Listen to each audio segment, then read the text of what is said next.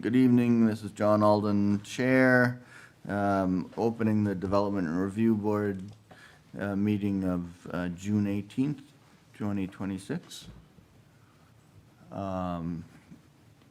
Any changes to the agenda, Chris? Tonight? Agenda good? No.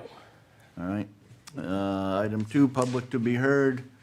There's nobody online, and there's only the presenter. And Scott, if you've got anything else that's not on the agenda tonight, this is your chance. I'm good. Okay. I feel like, so there's a hybrid meeting script, but there's nobody online, let's so see. maybe we don't actually need it. Right, because there's nobody there. So 2, ask all guests to sign in.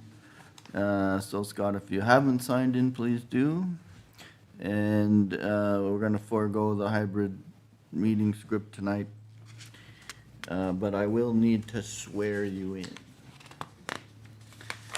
And you can come on up to the desk there. I guess we have minutes to do, but you might as well get comfortable. So let's do our meeting minutes of June 3rd. They're in your package. We had a long guest list from those, but I didn't see anything that I had an issue with. Anybody want to make a motion to approve the minutes? I move that we approve the minutes as written. Second. All right, any further comment or changes, corrections? It's almost 9 o'clock. All in favor, say aye. Aye. Aye. Motion carries. Now, gonna try and follow my new assignment here. Any disclosures of conflicts of interest on this first item by any members of the board or others? No? Nope. All right, all who intend to speak, including you, Scott, do you swear that, raise your right hand, please. Do you swear that the evidence you give in the cause under consideration shall be the whole truth and nothing but the truth under the pains and penalties of perjury? I do. Thank you.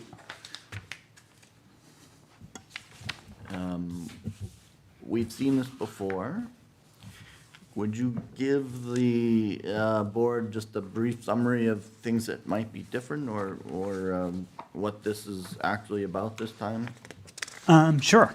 Yeah, so really, we were here fairly recently for sketch plan on this project. It's a continuation of a project that we've been here for multiple times over the years. It's a continuation of the Center for Technology's Essex project, where we're creating lots so that they can continue their building trades program. We a couple years ago, we were in here and permitted the road extension of Meadow Terrace, connecting the existing Meadow Terrace to Taft Street. And at that time, we just created one lot just so they could kind of keep going. That bought them 2 years. It takes them 2 years to build a house. And so that construction is currently underway. And while they're doing that, we wanted to come in and sort of complete the project in terms of the design and permitting, and create some more lots so that that program will be solvent for many years to come. We were here a couple months ago for sketch plan. We presented the lot layout at that time. Really, the only thing we really discussed was a couple minor items in regards to a waiver request for the lot with the length ratio on some of the lots. My recollection is that was favorably received, and I believe it says so in this staff report. And so really what we're here for today is just with a much more complete set of plans. That outline, the lot configurations are the same as previously shown at sketch plan. None of the areas changed. but there's, you know, a lot more detail in regards to those lots. And, you know, what we've included now is, that probably that was not in the sketch plan is, you know, potential house layouts. You know, building connections, you know, showing, you know, water and sewer, conceptual grading, things, you know, how this project could actually be built out. And so I want to be careful to say that, you know, the house footprints shown on these are conceptual. We're just sort of showing a way, you know, a reasonable way that these lots could be developed, so that, you know, the board and staff, you know, can take a look at it and see that, you know, we're proposing something that's perfectly feasible, and we're not going to be back in here again, saying, well, we didn't really create lots that were buildable. They're buildable. We show several of the lots we actually show more than one unit on, which we discussed the possibility for that at sketch plan. And, you know, the rest of this, you know, the details are going to be, you know, worked out, you know, with each building permit application. But what we're showing here is that, you know, a certain amount of lots can be, you know, developed in compliance with setbacks that we have, utility connections that can serve them. One comment that did come back as part of the sketch plan review is that, you know, when we went through this the first time, we maybe didn't perfectly align some of our utility services with the lots. And so, you know, as part of these plans, we show where maybe some short sections of easements will be necessary, but totally, you know, they don't affect, you know, the neighboring lots. They're crossing in areas that are within the setbacks anyway. It doesn't affect the viability of them. So we think that actually worked quite well. Just to nip a comment that I know came up in the staff report, and I think we talked a little bit about before. There is this odd sort of 15-foot strip of land on the sort of southeast portion of the project behind, you know, it's sort of behind existing lots 1A and 2A. And that's currently, you know, we don't really have anywhere to put it other than with the closest lot we have. So that's currently shown as part of lot 8A. And there's just this sort of dogleg. We have every intention to pursue, you know, some boundary line adjustments with the owners of those lots in, you know, in the coming months. But, you know, we can't really make them do it. And we didn't want to really start that process until we were a little further along and were, you know, sure of the viability of our project. Yeah. So I know that was in the staff report, which is totally understandable. But I just want to, you know, I think I would like to think that, you know, if both those people were just like, no, we don't want to deal with it, then that we could still get approved. But we'll certainly reach out to them and see if they're interested in just making that strip of land part of their lots. Makes a lot of sense to do it that way. But again, we didn't think, you know, between sketch and preliminary was the time to start that process. What's the history there? Why did those original lots, 1A and 2A, not extend back to the? There was a like a field trail that went across that area that sort of connected through, and now, you know, it sort of becomes not really a very viable trail when you build these lots out. And so really those pedestrian routes are now going to just simply be the sidewalk along the road. It's going to be the connectivity between, say, Taft Street and the, you know, high school or some of these other neighborhoods. It made sense at the time, I assure you. I'm sure It was, you know, 20 years ago at this point. I will say that in my mother's neighborhood in Burlington, there was originally created a spite line, which was some number of feet wide, and recently they basically came to all the neighbors and said, you know, we don't know what to do with this. It's not helping anybody. Would you like it? You know, or would you buy it or something? And so that there is some precedent for those type of arrangements, but, you know, some people said yes and some people said, you know, nobody's gonna do anything with it, so, you know, if I own it or you own it doesn't matter that much, so. Right. So I don't know how it's gonna play out for you, but I appreciate, Yeah, telling just, us what's happening. it is something we're thinking about. It's just not something we can really totally sit here in a meeting and say, yes, this will happen. Yeah, we're gonna change their lot, yeah. Yeah. Okay. There was an interesting reference in the notes to wetlands or Yes. governor's executive orders, and I know that's actually been clarified now in legislatively, so it's not so much just that order now.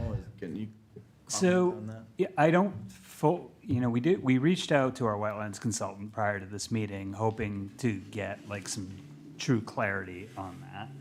And we kind of didn't get it. There was, after the governor's executive order, my understanding is that the wetlands division basically said, well, executive order or not, we can't really do it this way, so what we're gonna do is try to change our rules to reflect the executive order.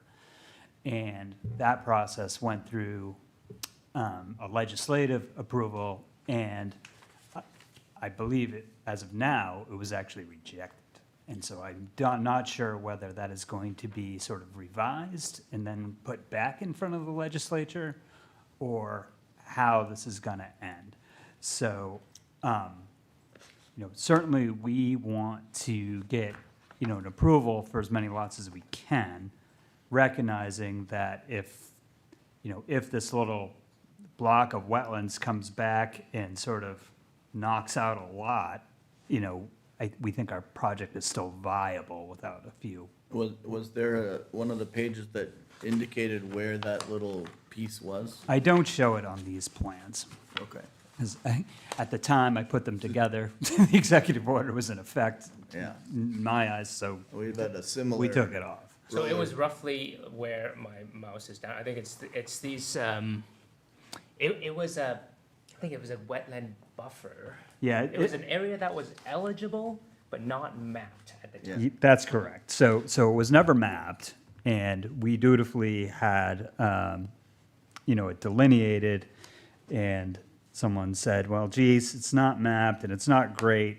but it's kind of a large area. And what was interesting was that, the feedback we got after the executive order was that, this is why we had the executive order. It was lots like these, that Yeah. this it's not a high-value wetland. It's not something that's providing a lot of environmental value or, flood protection value or rare plants or, Yeah. it was just big enough so that My sense it was is hit that right. you're on top of the hill, not at the bottom. It's the last place you would expect. It was it. super frustrating. A wetland, To so. me. And I never really understood it. It was something that we had looked at years and years ago and was fine. And so then to have it sort of come back up later was frustrating for us and the owner, I'm So, sure, as so well. just from a technical perspective, we are able to proceed with the understanding that the governor's executive, and there were some architectural components to the same order or the same revised legislative building initiative code and to whatnot. alter them to reflect the governor's order. And we're in a bit of limbo too, because it was based, the ruling authority, when they objected to it, it's not necessarily the case that means anything. Right. So I share your So- frustration. So really what we were hoping to do at this point is we would be asking for the preliminary plan to be, approved as is, Yeah. and then continue to vet this prior to our finals. Yeah, and so maybe there'll be some more clarity by, That's what we would hope. and if there is, you'll have to abide by it, and you're not probably building on that lot first or anything. Right, so- or, worst case scenario, we might actually, I suppose there's a scenario where if we're just getting kicked in the teeth on this, we might actually want to, revise our submittal and come back. Yeah. Is that consistent with your understanding, Chris? Yes, I mean, so wetlands is just under state jurisdiction. The LDC really doesn't say much about it, Yeah, so. yeah. And this one, Even if your approval here like creates lots where they can't build, that's not a problem that like the LDC is going to try to address. It's still going to be subject to the state regulations. Yeah, The only thing would be if you needed to revise your proposal when there's more clarity from. Correct. A&R. Yep. It might end up in front of us. Yes. I imagine if the project does move forward, if you did construct within that 200-foot, it's a buffer anyway, Buffer right? zone. Yeah. like, there probably would be legislative clarity that anything that was built before there was Right. greater clarity And I think that was my read on held it harmless, yeah. before, when we, we're thinking we were just gonna be able to go ahead, is that, and I talked to, some of my other clients about this, was that, if you had like a subdivision with a lot or two that was affected by this, you probably wanna build on those ones first. And sort of just get them in case, there was a change down the road. All right. Well, we'll let that play out, separately. Is it the case that the water would drain up on the screen? That's correct. Okay. The contouring is sort of, it's always hard when my north arrow is sort of at a 45-degree angle. Yeah. But you're correct, it's sort of bottom to top. Okay. And there's a stormwater practice in the top left corner there that, all of this would drain to. In terms of the practicality of building the buildings, because I know that could be a concern, we have the elevation to put in for putting drains Yeah. for these lots. Those are shown on the plans in front of you. So we don't think there's a practical issue here. We think it's only regulatory. Yeah, I think this would be one of the lots that's the reason why they wrote. It really is. Created It's just tax. Yeah. Yeah. All right. I guess I don't have any other questions. I did circle those kind of odd shaped, buffer lines before, or spite lines, but that's where they are. So the alignment of everything, as you come around the corner and join with Meadow Terrace or Upland Road, that's all been sorted out and it looks pretty nice and gentle and sweeping. Was there a tie-in location that came up from the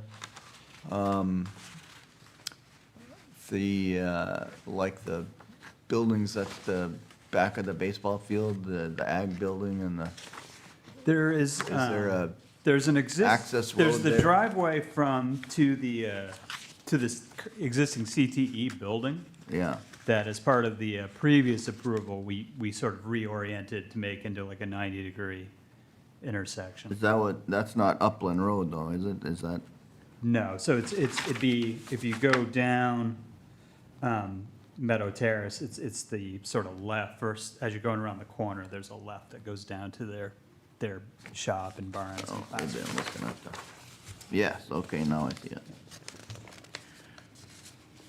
Good. Anybody else? Questions for Scott?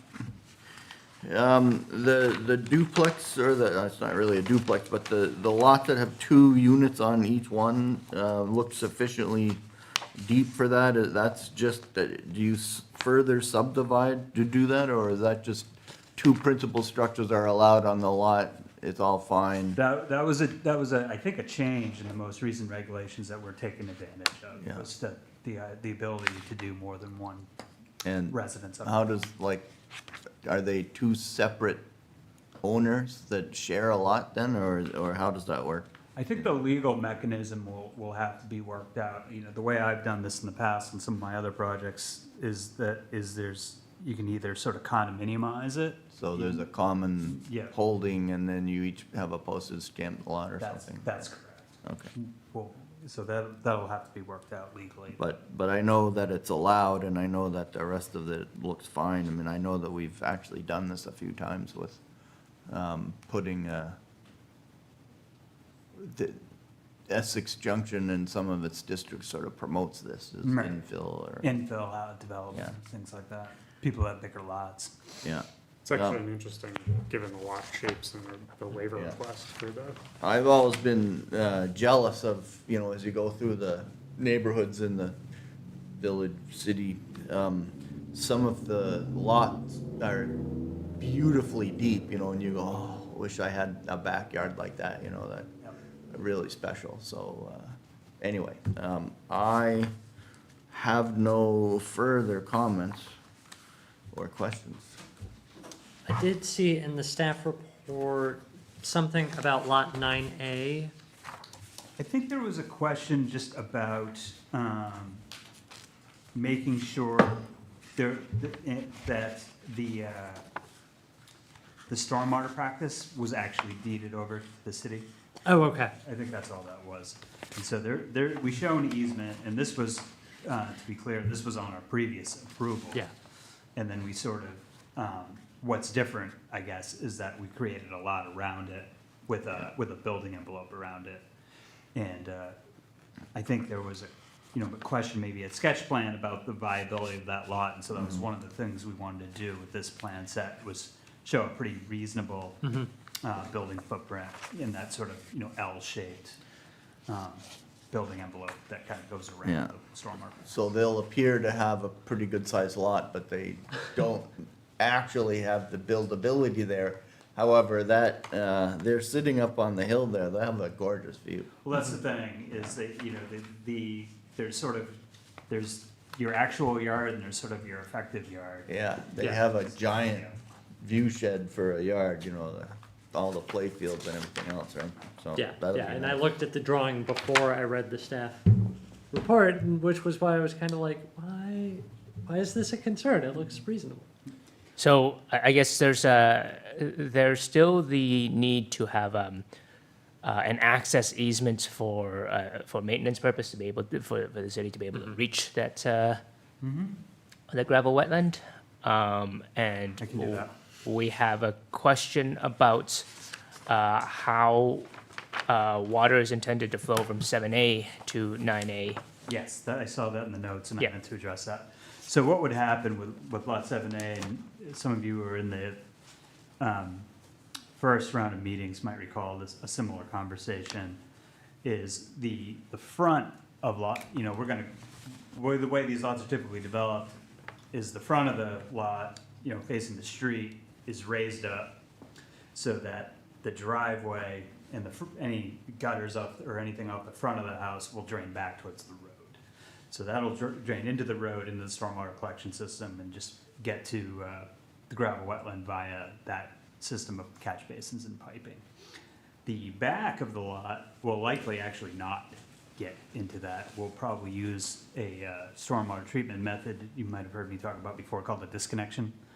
So, behind the backs of these houses, it's nothing but flat vegetated land, and that can actually, especially for roof water coming off a building, which is clean essentially. The issue is with, how much, runoff it sort of creates. But you can mitigate that by spreading it out and just sending it over a vegetated strip. And that's what we use that method to permit Lot 6A, and so we would very likely do the same thing on Lot 7A. Worst case scenario, what I have done, if like the math on that ended up not working, is I have, even though it's like your typical crown roof, I have used gutters to bring even the back of the roof back to the front and have it drain out to the road. So that would be the fallback plan. is there a fence around that wetland, or is that just open? It is open. And, but you do have a couple of drainage structures in there, some kind of a high-low outlet or? There is, there's Overflow. outlet structure on the gravel wetland, that's correct. So there's, that's, I think I'm ready to be put in any day. The way, the way that works is, there's a progression with several feet of storage, and at the very bottom of it, there's a very small diameter orifice or pipe that sort of lets water, so the pond fills up, lets it out very slowly, but if it fills up fast, there's larger orifices that start to let it out at a higher rate. Is there, do you expect vegetation to grow around it that makes it look like a wetland, like? Yeah, I've had some that good normal? luck. There's a special seed mix called, like a wetland and hummock mix that the state has approved for use in these gravel wetlands. And if they do it right, it comes up really nicely and actually looks like something, as opposed to, and you do have to watch it. It's like I'm, wrestling with one on another project right now where it just didn't take and they're gonna have to redo it. But I could provide you some pictures of somewhere it's come in really nice with interesting plants and whatnot. Sometimes when these are very visible, we'll actually, do plugs and plantings. But the seed mix seems to work well if it's done correctly and sort of watched afterwards for a while. I guess I'm more concerned about the lot owner who may wish it wasn't there, or, Right. would try to do something to turn it into soccer field or I something. would suspect, and again, I think this would be, my own gut reaction would be that this might be one of the later lots sold or developed. And it wouldn't surprise me at all that and I don't know that we want it part of an approval, but we could discuss it if you'd like, that, there might end up being some sort of barrier around this, whether that's a split rail. I've seen a fence. split rail fence, even if it was two-sided, just, Yes, that's. Exactly, Yeah. just to sort of permanently delineate it and outline it, to keep it there.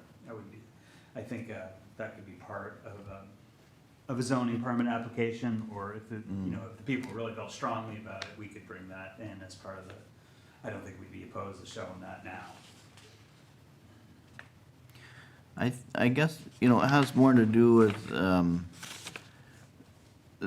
sort of that ongoing maintenance issue, like if there's some reason that it becomes a functional, problem, you may have to put something in just to keep it functioning properly. Otherwise, I'm sort of more in favor of not trying to make a statement out of it, but.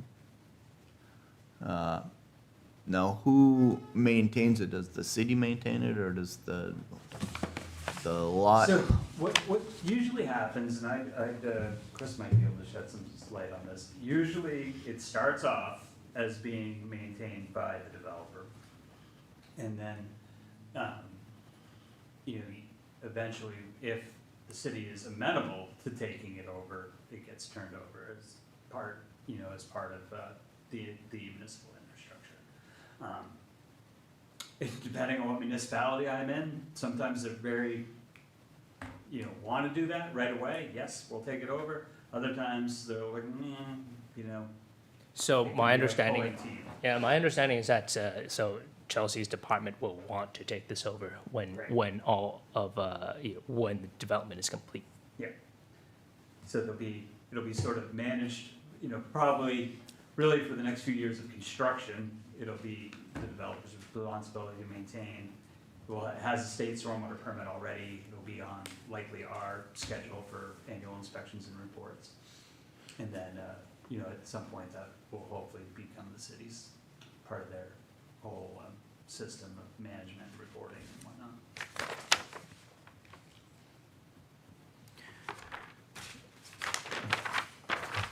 And just to the left of that, there's what appears to be a fenced-in area that is just between this subdivision and, let's say, the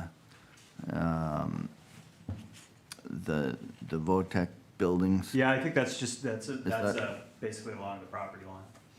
If it's Is what- is there really a fence there? Is it? I think so. I remember vaguely it looks fairly flat. Is it a parking area or something? Is it just, it's not part of this subdivision anyway, so, It's, I think that's where the, community gardens oh, currently. Yeah. nice. Okay, Now, the future of the community gardens is, yeah. not certain at this point, but, Yeah. it's not really a part of the project. All right, this is preliminary plat, right? So there's still a few things to work out, but they're headed in the right direction as far as I can tell. Yeah, I agree.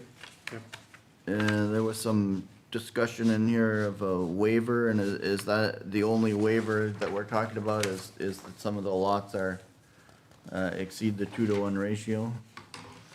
That's our understanding. Okay.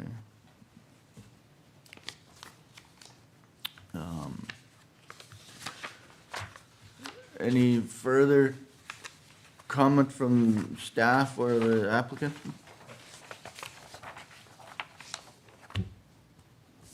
I'm good. Okay. I don't have anything. I guess we could use some clarity on whether or not you just want to remove the third proposed condition, or how you want to shape that. But it sounds like there's an intent to move the boundary lines there if the owners are amenable to it. We're talking about that strip of land. Oh, yeah. So, however you want to state that condition, that could go in the record. Well, I guess I'm happy with Scott's proposal that, you know, you can't really just make it happen because we said we don't like that little strip there. I don't see any other course of action. I suppose you could give it to them, but they still, like, that actually happened to my mother. She didn't buy the strip. They gave it to her anyway, so then when we went to sell the property, it was tagged onto the deed. What was this? Where'd it come from? So, yeah, I was surprised at the closing. We found that out. So, Like reverse eminent domain. so, anyway, I don't want to try and figure out how you're gonna deal with that, but I like the idea of having it go away, and if you can make it happen, and so that the various lots actually have control and ownership of that, that would be great. If not, I think that it becomes part of the, in my opinion, one of these, you know, awkwardly shaped lots that we try not to have, which we're trying not to have. I think we could maybe even commit to, like, I don't know, providing some documentation that we've, you know, reached out to the owners of those lots. And Yeah. you know, Okay. if it's positive, we'll go ahead and do it and include it in the final application. There'll just be some slight boundary line adjustments shown.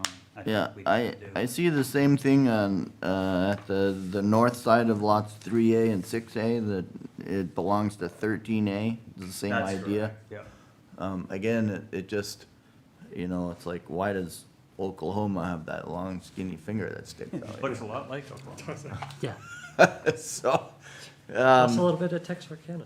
to the extent that, those represent, odd-shaped lots that we're allegedly trying to discourage, I would add that to the group, but it isn't really giving me a lot of heartache, except, you know, if, let's say lot 13A decided to build a treehouse or something over there that now is the single and only thing between the view from lots 3A or 6A down to the rest of, you know, it could be awkward, or I think, put a fence up there or something, you know, just, I think lot, you know, being as though lot 13A isn't proposed for any development, you know, I think, you know, I think the thinking there is that not yet, we'd be back in front of you in, yeah, you know, 14 years, with the same. probably talking about that lot, and then we could probably have the same discussion. All right. Fine. I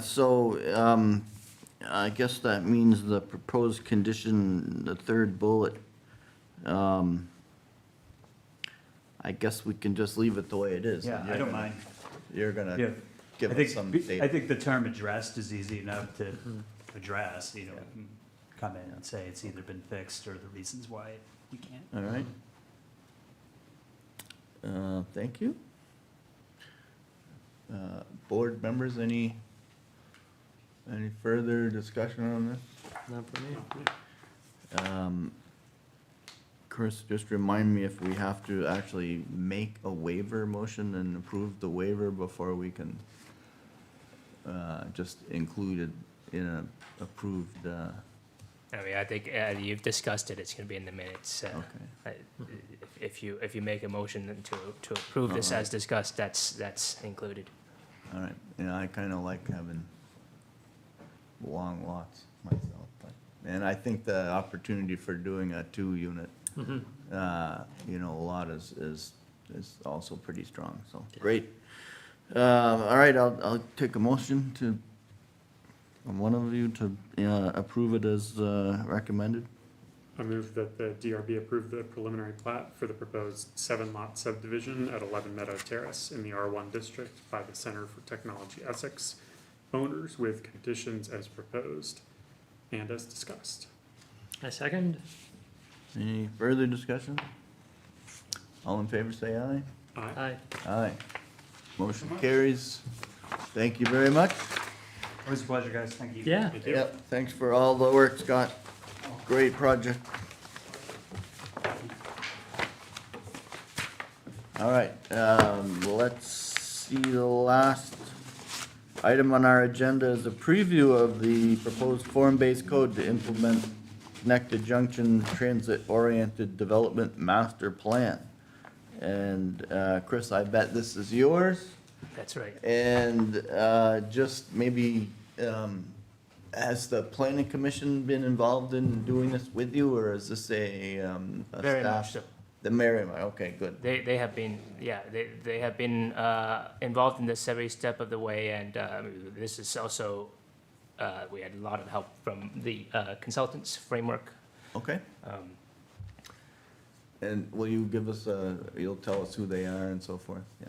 Yeah, so I don't know if you, no, I don't think they ever gave the DRB presentation on Connect the Junction, but Connect the Junction is the transit-oriented development master plan that the city council adopted on December 17th.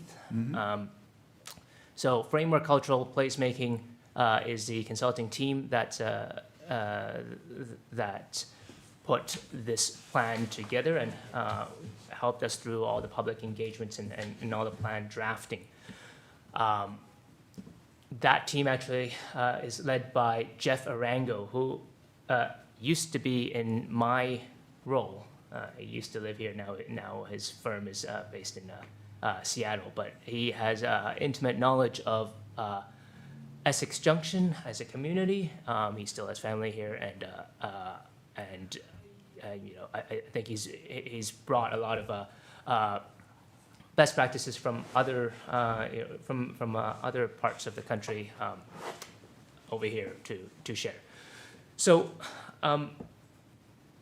yeah, the land development codes amendments we're working on are necessary to implement this plan that has already been adopted.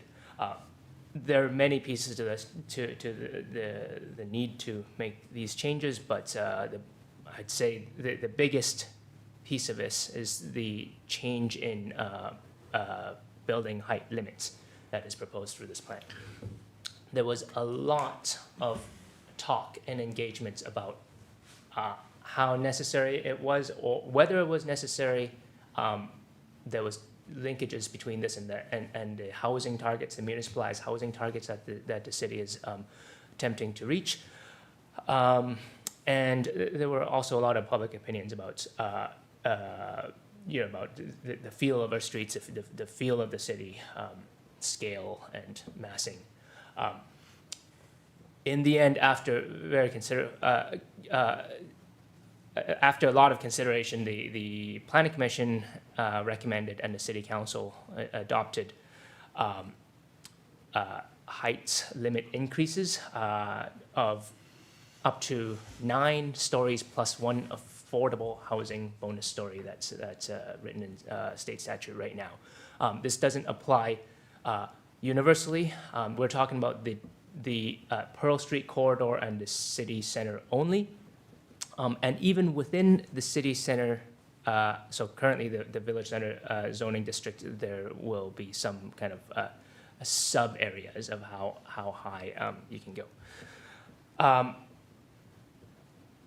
And please feel free to stop me anytime. I got quite a few slides to share here. Hopefully they'll be interesting and we can get some feedback along the way.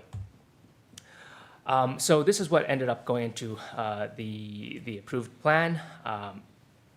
There was the idea to combine and consolidate the three zoning districts, the TOD, the Highway Arterial District, just west of that, and then I think this is the MF MF1. I mean, it's one of the multifamily mixed-use zones.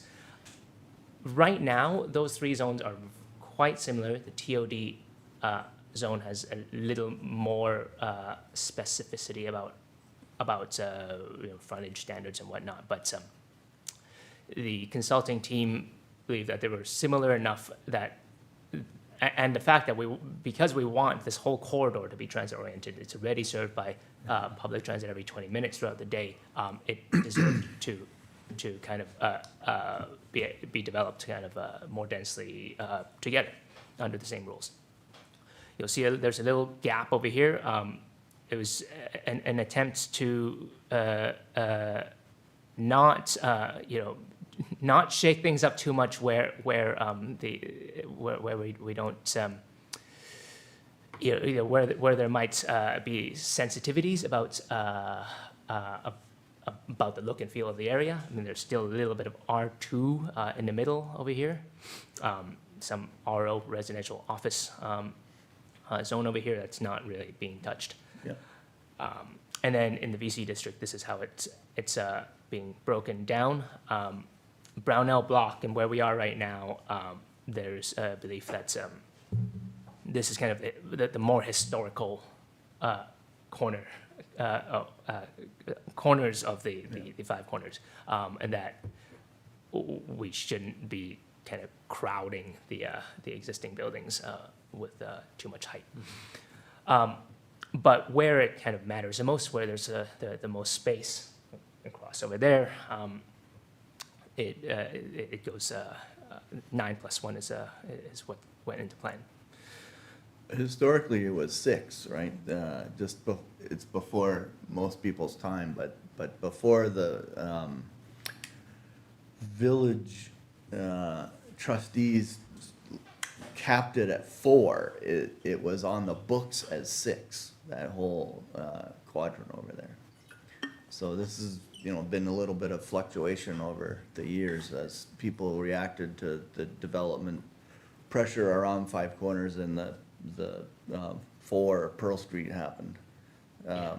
Alarmed enough people that they wouldn't change the 6 down to 4 at the council level or the trustees level, not through the planning commission. Yeah, and I think I think there was a view that conditions have changed. The housing shortage has become more acute. Now there are explicit housing targets that we aim to reach. And Can I ask a question about that? So the housing targets, and I've been to a lot of the regional planning commission level presentations and so forth, and I know that regionally, we're looking for 3,000 plus housing units, and they'll assign, well, Essex should have this many, and South Burlington should have this many, and so on, Williston. And none of us are making even barely a dent in our targets, so, we haven't quite, nobody's really managed, despite the growth around Taft's Corners and everything else, we still haven't really kept up on an annual basis with those targets. So the question I had was, from the regional planning commission level, I know this is probably in sync with their guidance and recommendations, but I just was curious as to how much of this is our own initiative and whether or not they've been consulted yet, or does that come later in the process? so the municipalized housing targets come from the regional planning commission. So the state had the housing needs assessment that was updated. I think it's updated every certain number of years, which previously only broke it down by region, and then now the regional planning commissions have been tasked to municipalize those targets. So I have been a part of those conversations as a member of the Planning Advisory Committee. But also there's been a lot of committees and a lot of Yeah. plans that it's gone through. I mean, the methodology of how it's split is interesting, and it is also partly driven by what seems the most feasible. It's easier to develop a greenfield than infill, but also it is driven by transit access Yeah. So there's certainly a focus on the existing built areas and making Well, sure there's like that Route space. 15 is really the key to the reason why this looks a lot like it does in terms of your mapping, is that that's already a massive transit route with buses, and we happen to have train, 5 corners, and so we have a lot going for us in terms of transit that other places don't have, and that's, I think, why the overlap between what people want from a transit district and for growth is so, it ends up pushing height limits and density, because it makes sense. It's the perfect alignment of those things. Yeah. So, yeah, So fascinating. the biggest change in terms of land development code amendments here is that this is considered more of a form-based code. The VC. Actually, I'm gonna have to take a step back over here. I forgot to mention something very important over here. So the intention was to join those three zoning districts together, the TOD, the HA, and the MFMU1 districts together. But we actually have ultimately had to hold back on the western two districts. And this round of land development code amendments only really changes the VC and the TOD districts. Reason behind that is because there is, the city had discovered some wastewater capacity constraints at the West Street pump station. We cannot add more to there No kidding. until that is expanded and the pipe along West Street is also upgraded. There's work to do that. That's happening now. It will take a few years. So easiest thing to do is to hold back. The other thing, the other technical reason why we're phasing it in is because the zoning map is supposed to reflect and be aligned with the future land use map in the comprehensive plan.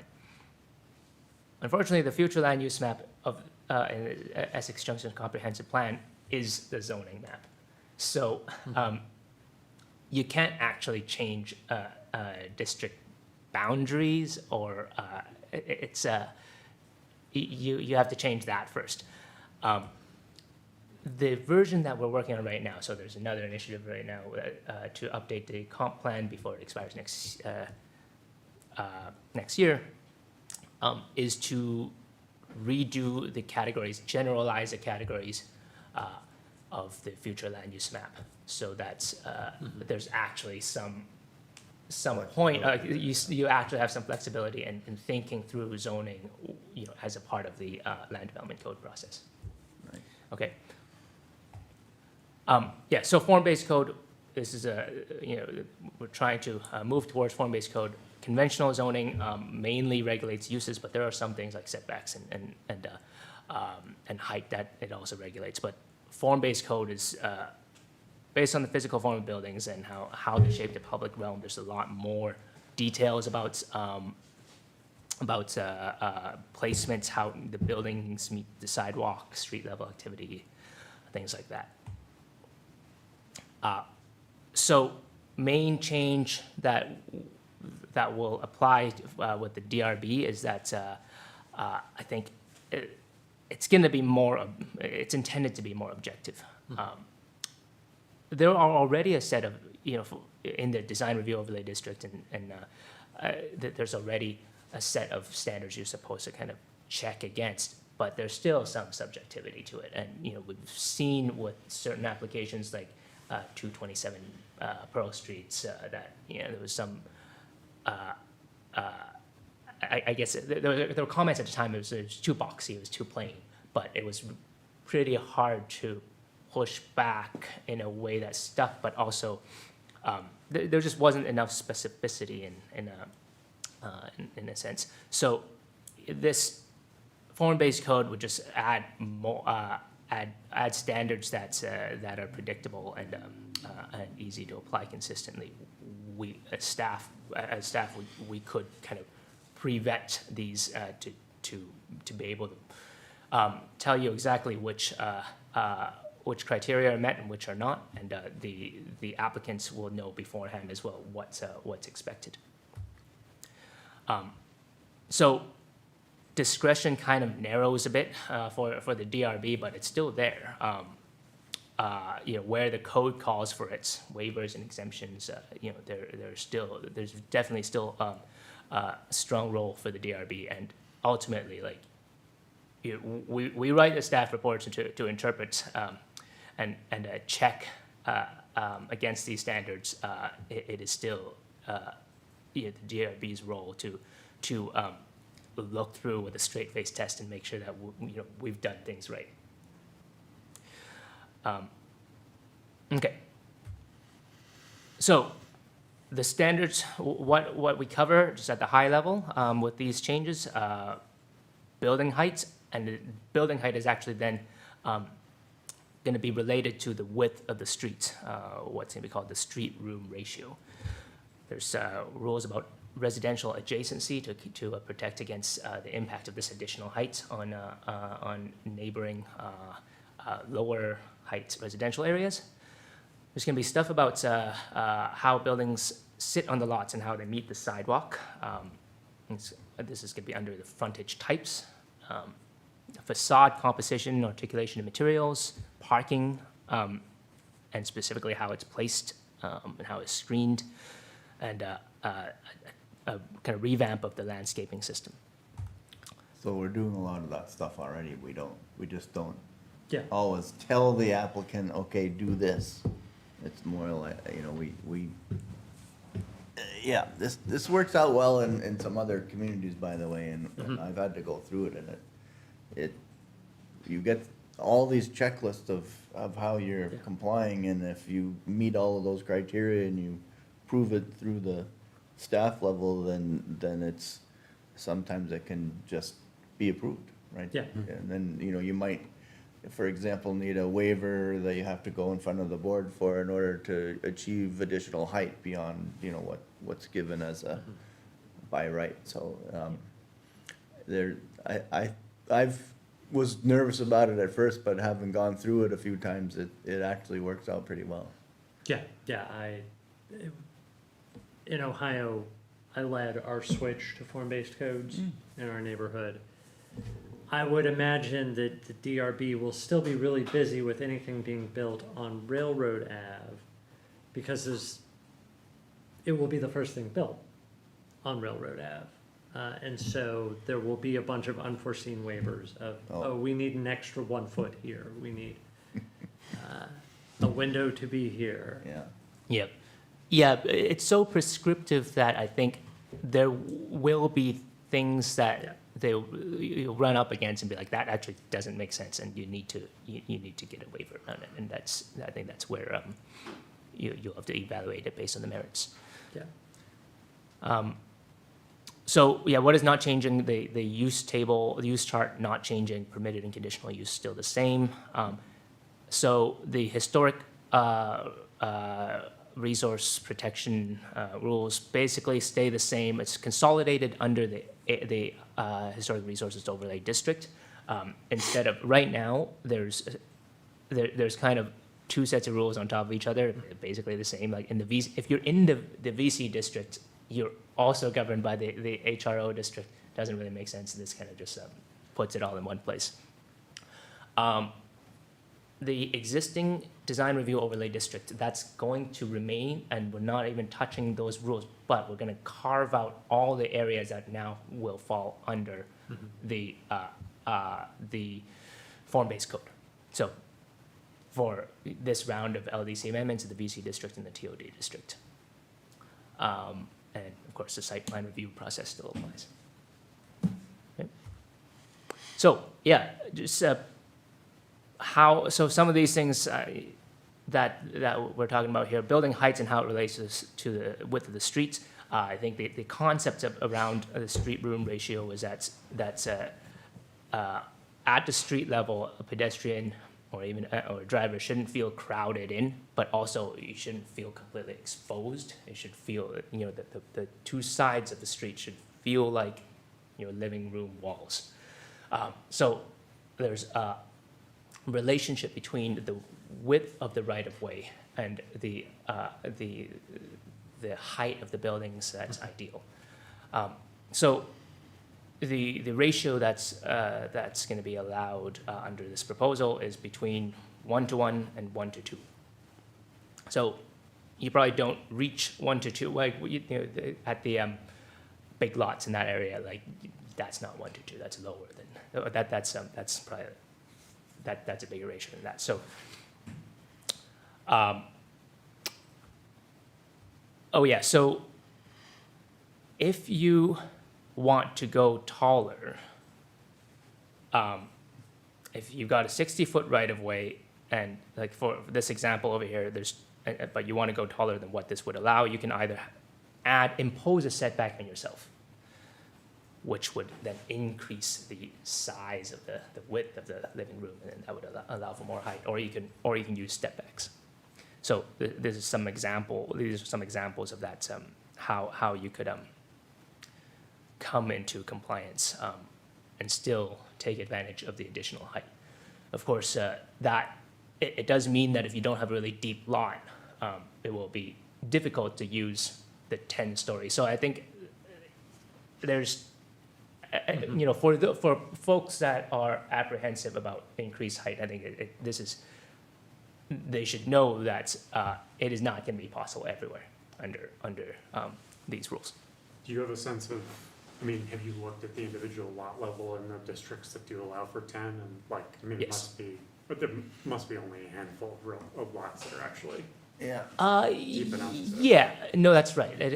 It is not that many, but the large parcels where, where it would be economical to do that, this is not meant to be much more restrictive. This is not meant to be super restrictive. It is meant to kind of shape how things are built. But, there are going to be some. So at some point, someone will decide that big lots now, Tractor Supply parcel can be better utilized with taller building. And it will be worth taking those strip Yeah. malls down and changing them out for something else.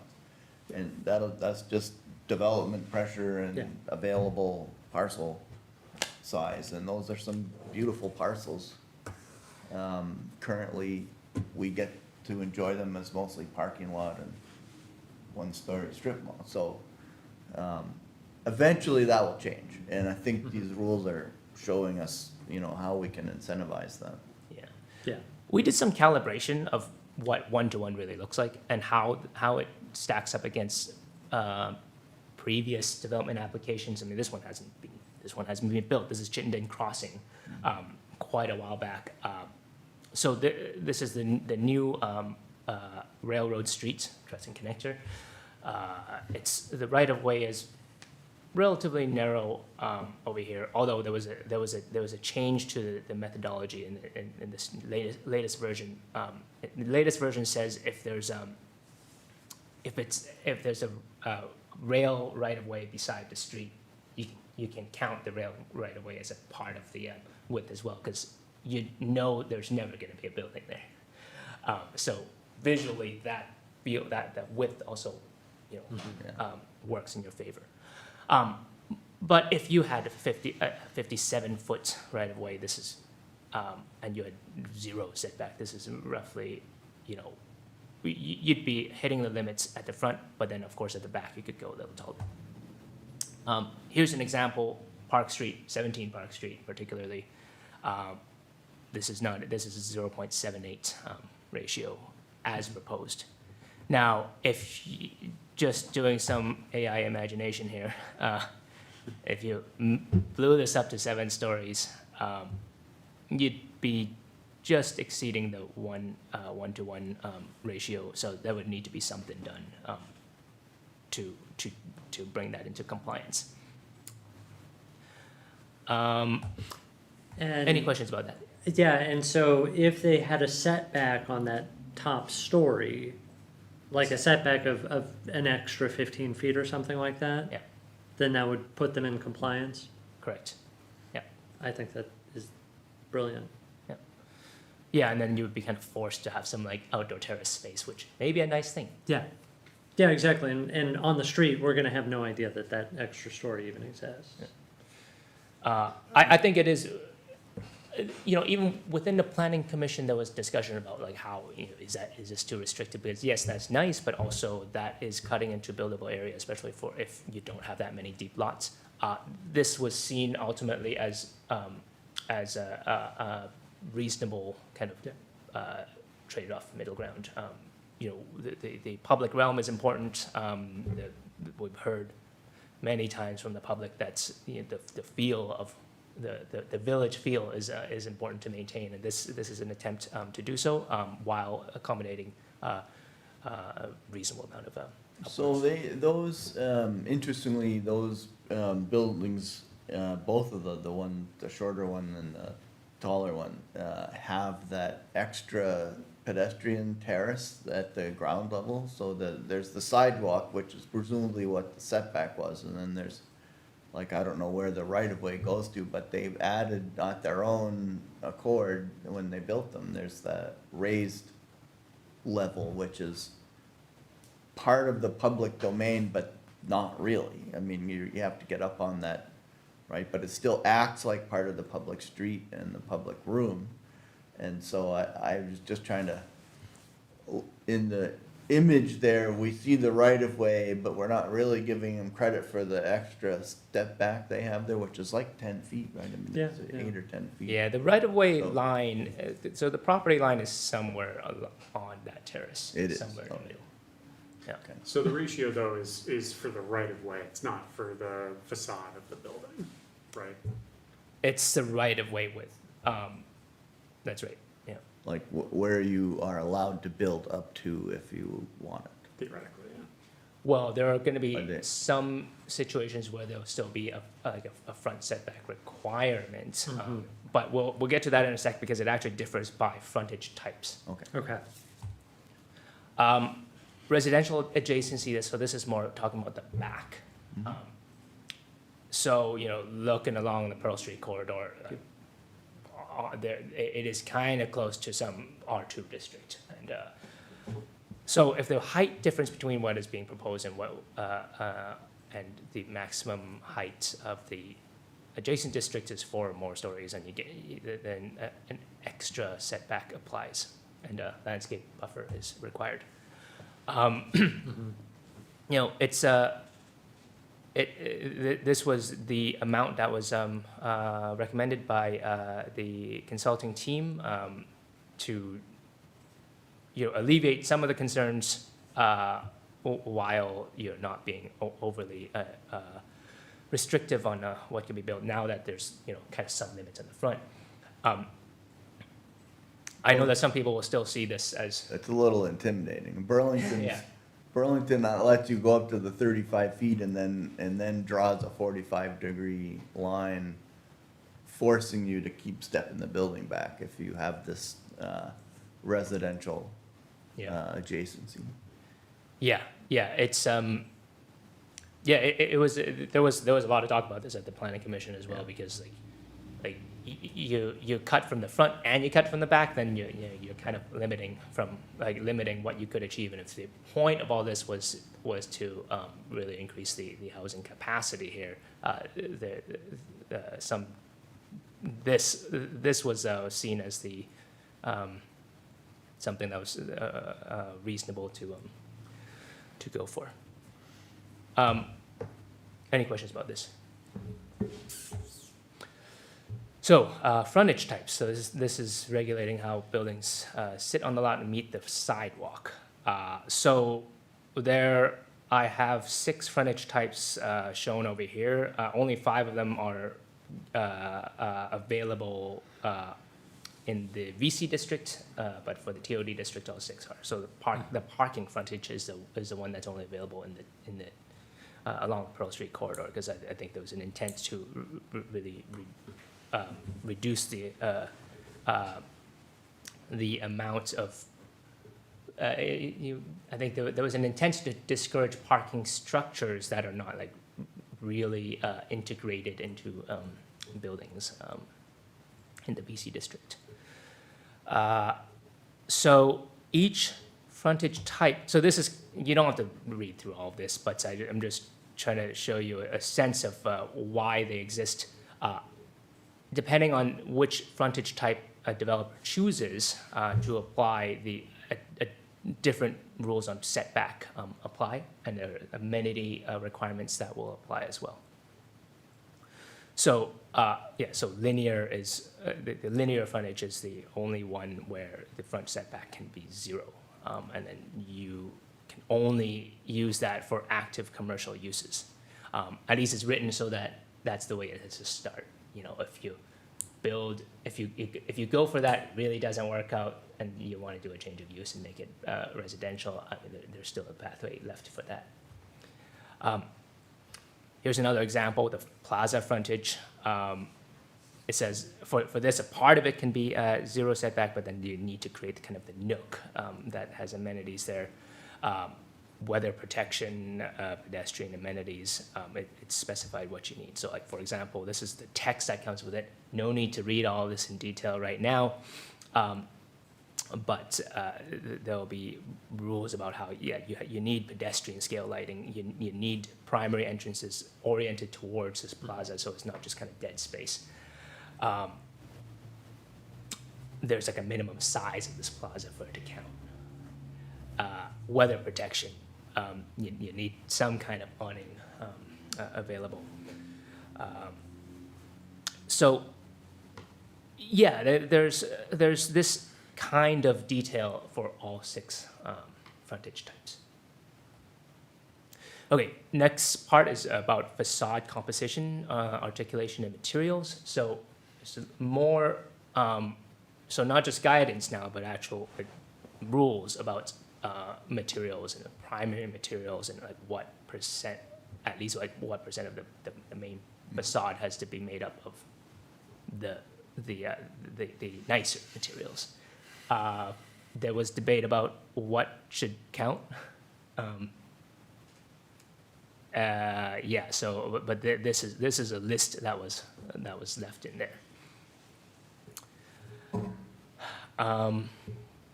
And we had tested this against some of the nicer development that we've seen.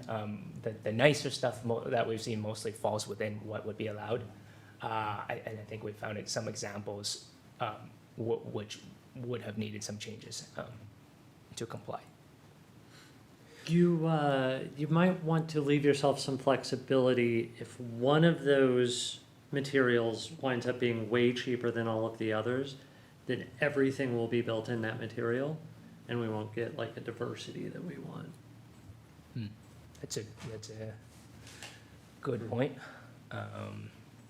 Would the board still be able to require an alternative? Like if a project comes in and it's stainless steel, could the board still say, well, we actually think it needs to not be stainless steel? Let me bring that to the consultant and see if they have any thoughts on that. There is another, the next part of this about articulation might address some of it, because to meet the articulation requirements, you need kind of a change in something, and it could be change in material. So for example, over here, we're talking, if you have a facade length of more than 80 feet, you have to have kind of vertical bays. That can, it can be a change in color, but it can also be a change in material. So various rules like that may just naturally encourage use of more than one material. But I think that is still a fair point. I mean, if everything's one material, that's going to be a problem. Even if it's a great material, it could be all Oh, yeah. limestone, or, Yeah. but if it's Yeah. blank-ish. Then you're living in Sonoma, which is a beautiful place, but Yeah. Okay, thank you for that. I'll put that on the list of things for to consider. So yeah, vertical articulation. I just talked about that. There's a rule about blank walls. You can't. So basically, it's defined if it's a facade segment without windows, doors, or transparency, or facade articulation more than 20 feet in length. That's not allowed. So there's building base articulation as well.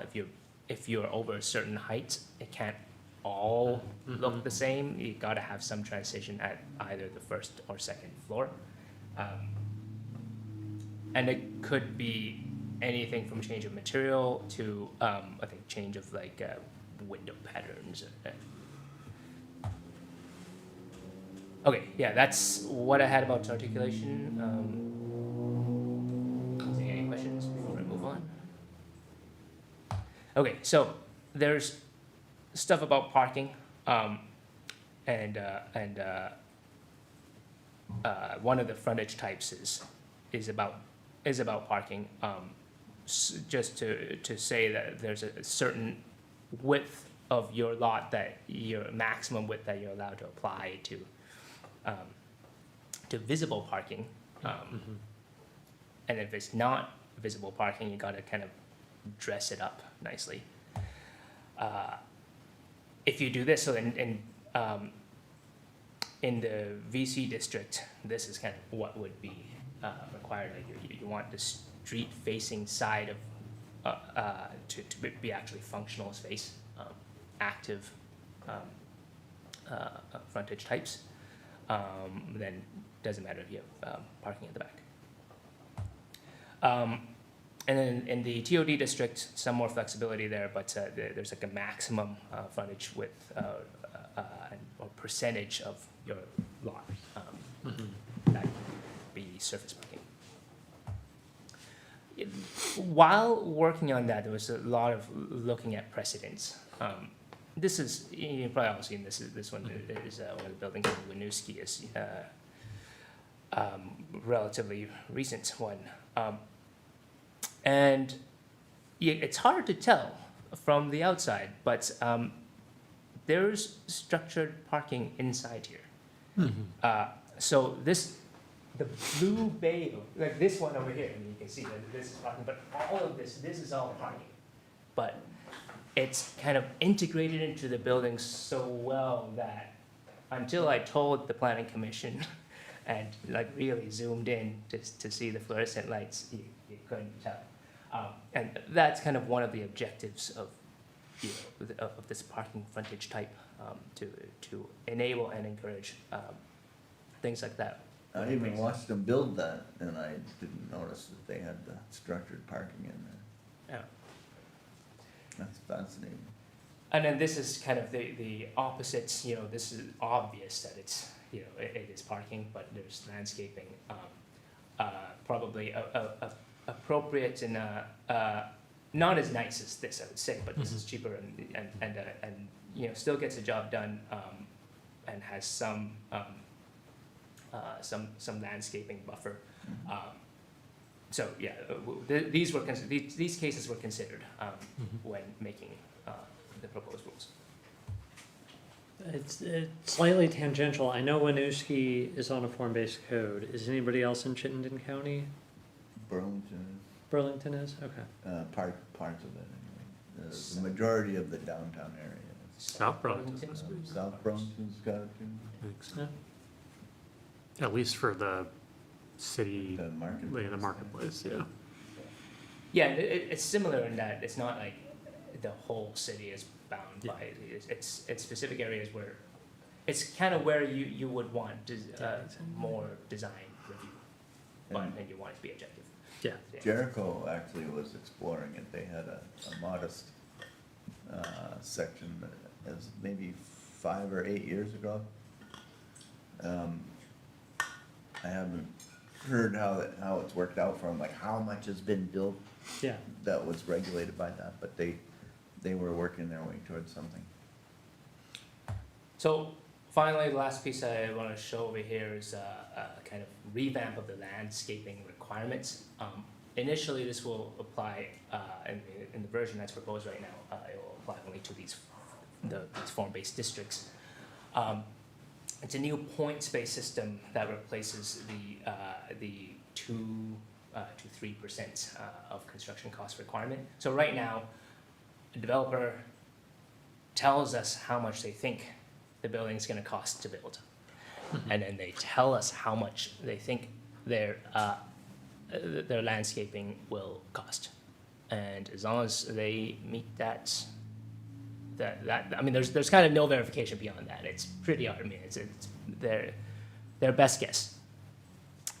So the new point-based system looks kind of like this. This was an earlier version. There's been tweaked a little bit more. We were testing it in this case against a previous application. You get performance points based on what is proposed. Large trees that are being saved do give you particularly a lot of points.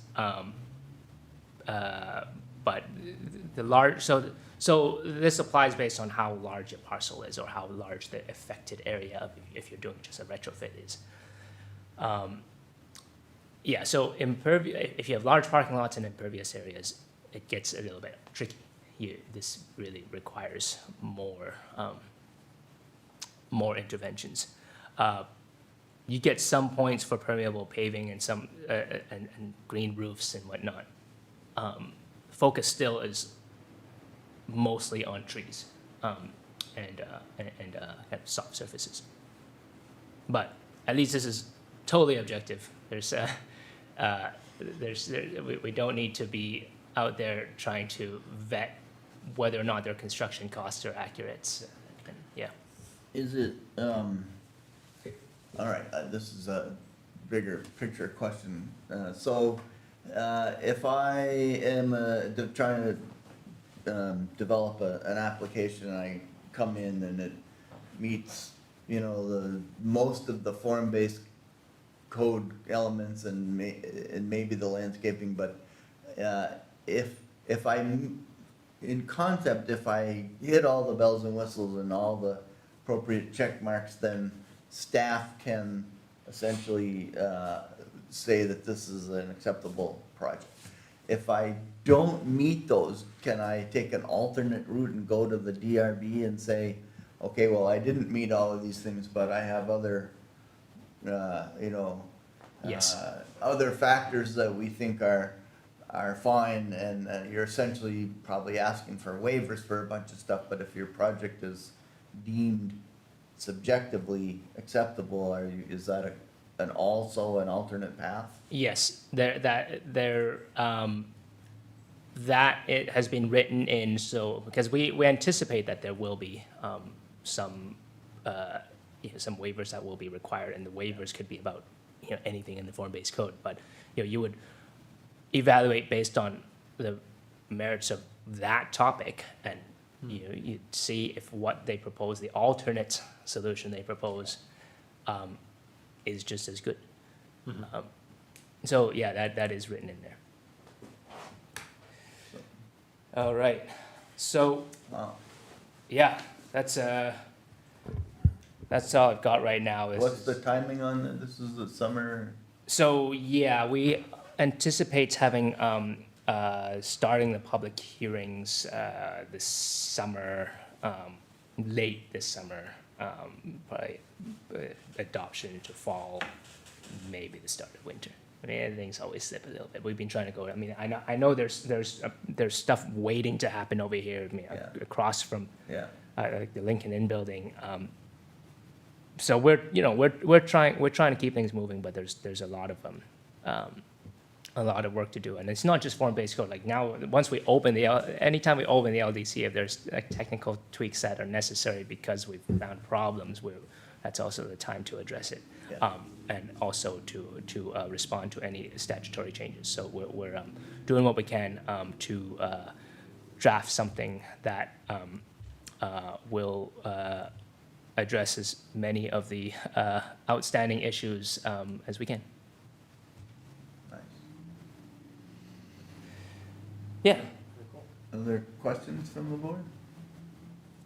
It might be less of an issue here if so many jurisdictions already have form-based code. Something we ran into in Ohio was that opening a bakery here was a completely different process than opening it a block away, even though it was the same neighborhood in the same city, because you needed,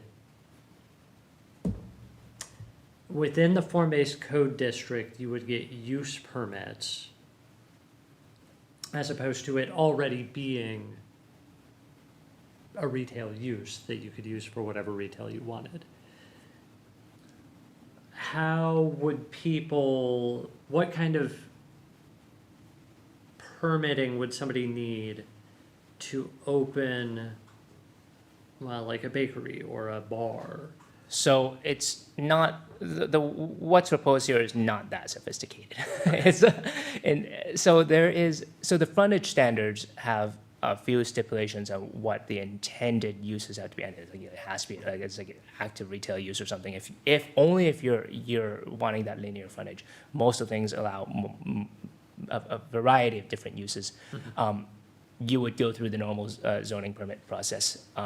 I guess verify that it feels like aligns with the use. if we already know we have, the allowed use table, Yeah, and that's staying. right? So I would think that you would provide a way to include more flexibility with that table if you got the form base that you were looking for.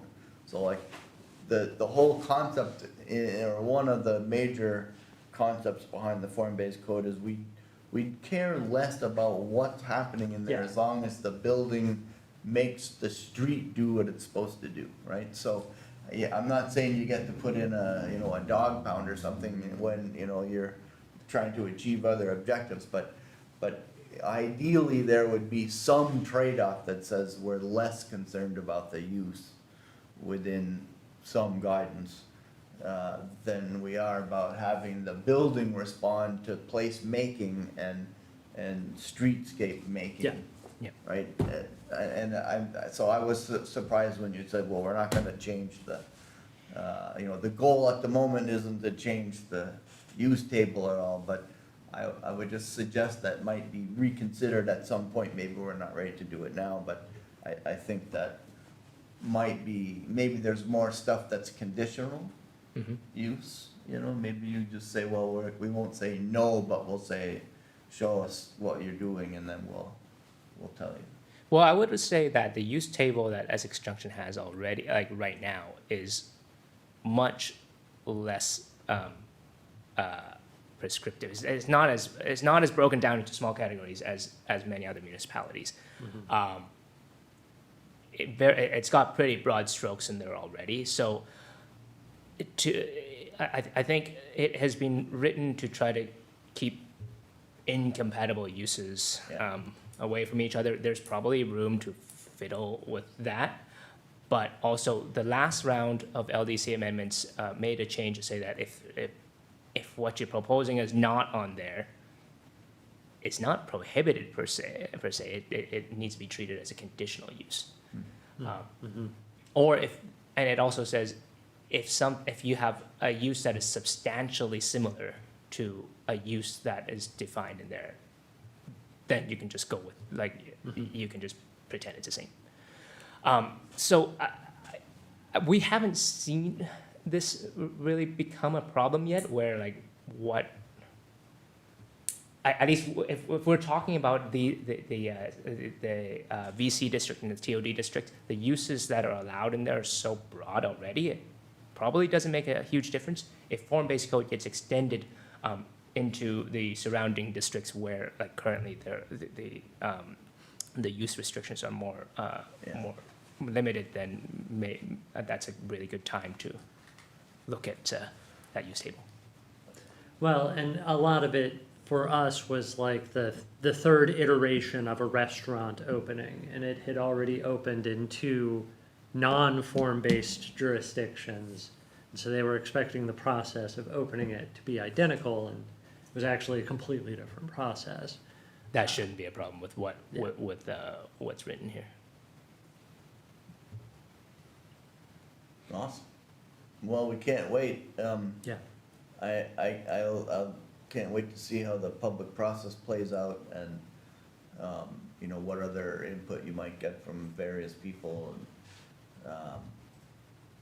just whatever commentary you have. I don't know, the DRB didn't necessarily get asked directly, but I know that we can make comments whenever we want, so. At the end of the day, this should, or could take, a certain burden off our plate, as more people become familiar with how to get through navigate and get successful projects that are allowed by right instead of, the subject of the process of coming to the DRB, so, you know, that could be helpful in some ways, right? We were telling, the bottom line is we, the city, are telling the developers more clearly what we Yep. are, what we want. And that's usually a good thing, Yeah. yeah. Great. Okay. Anything else? That's it for me. All right, anything else from the board? Not for me. I'll take a motion to adjourn. I move that we adjourn. Second? All in favor, say aye. Aye. Aye. Aye. We're adjourned. Thank you.